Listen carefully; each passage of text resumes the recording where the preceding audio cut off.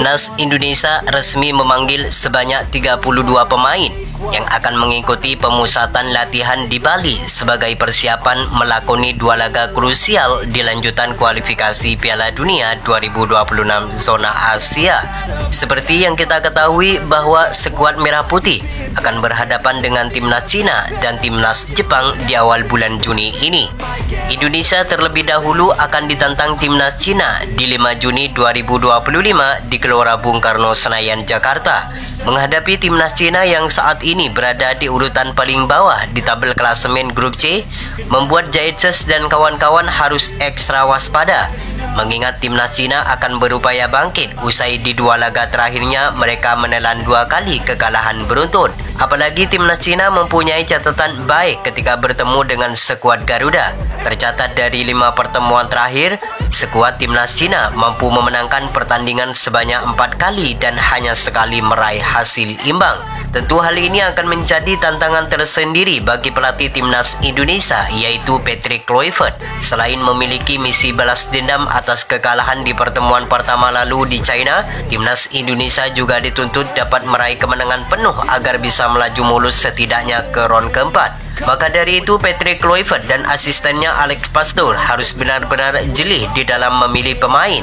Siapa yang pantas menjadi pilihan utama dan siapa yang pantas menjadi cadangan. Beberapa kesalahan yang dilakukan di laga-laga sebelumnya harus segera dievaluasi agar lebih fokus di saat melawan Cina di 5 Juni mendatang. Dan berikut ini merupakan potensial starting line up Timnas Indonesia versus Timnas China yang berpotensi besar bakal digunakan oleh pelatih Patrick Kluivert untuk meraih kemenangan penuh di laga paling krusial sekaligus laga penentuan melawan Cina di 5 Juni 2025 ini.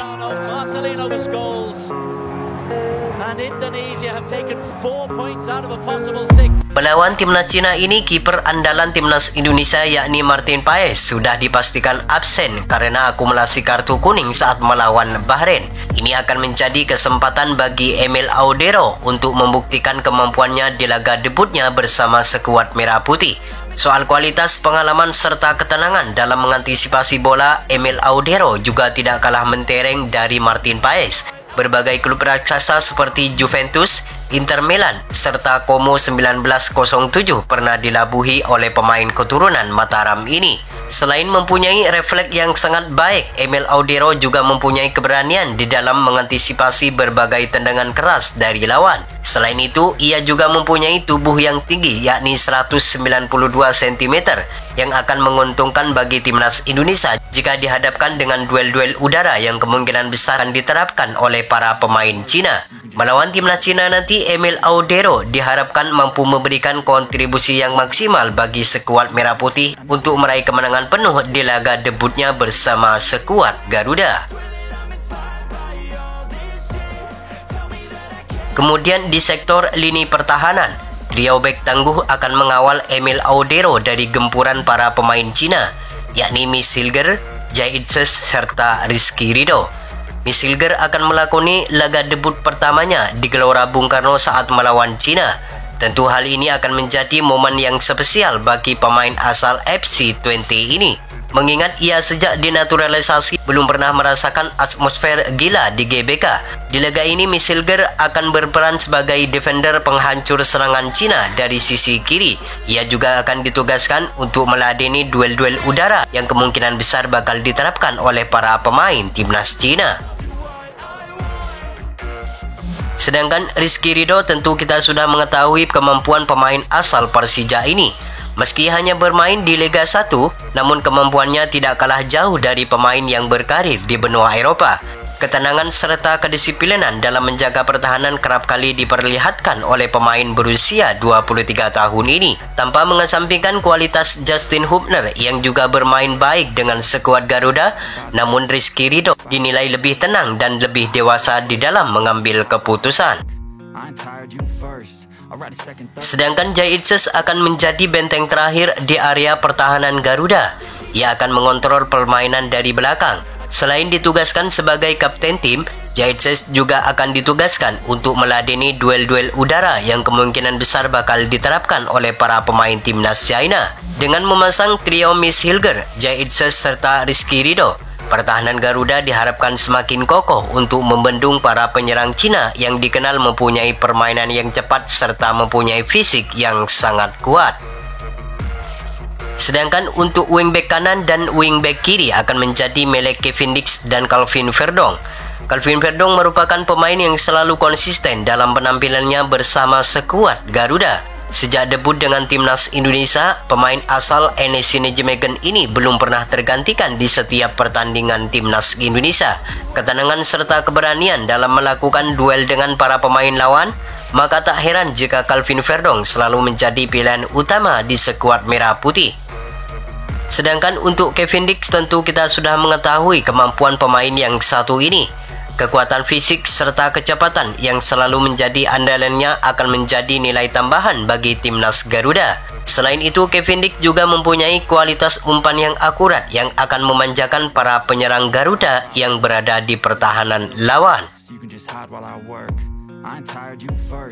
Sementara untuk sektor lini tengah, dua nama yakni Joy Pelopesi dan Tom Haye akan menjadi otak permainan timnas Garuda. Tom Haye akan menjadi kreator serangan Garuda, sedangkan Joy Pelopesi akan menjadi penghancur merebut bola dari lawan sebelum masuk ke pertahanan Garuda. Joy Pelopesi sudah melakoni debut dengan timnas Indonesia saat melawan Bahrain. Ia mempunyai catatan bagus dan menjadi pembeda di lini tengah Garuda. Ia mencatatkan 90% umpan akurat dan berhasil memenangkan seluruh duel di laga itu.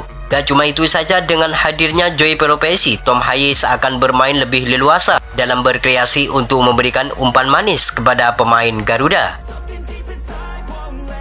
Sedangkan untuk penyerang, nama Egy Maulana Fikri, Dian James serta Ole Romini kemungkinan bakal dipasang oleh Patrick Kluivert. Marcelino Ferdinand absen saat melawan timnas Cina nanti.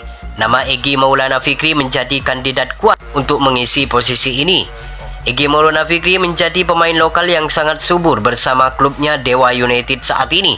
Ia mencatatkan 12 gol serta 7 assist dalam 20 penampilannya bersama Dewa United. Hasil ini membuat pelatih Patrick Kluivert kepincut untuk memanggil pemain berusia 24 tahun ini. Selain Egy, di posisi ini ada nama Yakob Sayuri serta Eliano Renders yang siap menunggu di bangku cadangan saat melawan Cina nanti. Sementara Dian James akan menggantikan Ragnar Oratmangun di sisi sayap kiri. Seperti yang kita ketahui, Dian James sudah pernah melakoni debutnya bersama skuad Garuda saat melawan Australia. Penampilannya sangat baik. Ia tidak hanya fokus melakukan serangan, Dian James juga kerap kali membantu penyerangan. Melawan timnas Cina nanti, Dian James diharapkan mampu memberikan kontribusi yang maksimal bagi lini serang Garuda untuk meraih kemenangan penuh di saat melawan Cina nanti. Sedangkan Ole Romini tentu kita sudah mengetahui kemampuan pemain yang satu ini. Baru bermain 2 kali pertandingan bersama skuad Garuda, ia mampu menciptakan 2 gol bagi skuad Merah Putih. Ketenangan serta skill yang selalu menjadi andalannya akan membuat lini serang Garuda semakin mematikan di lini depan. Selain mempunyai naluri gol yang tinggi, Ole Romini juga mempunyai kecepatan serta kelincahan dalam melakukan serangan. Maka tak heran jika pemain asal Oxford United ini selalu menjadi andalan utama di setiap pertandingan Garuda di lini serang. Itulah prediksi formasi timnas Indonesia versus timnas China yang berpotensi besar bakal digunakan oleh pelatih Patrick Kluivert untuk meraih kemenangan penuh di laga melawan timnas Cina di 5 Juni 2025 ini.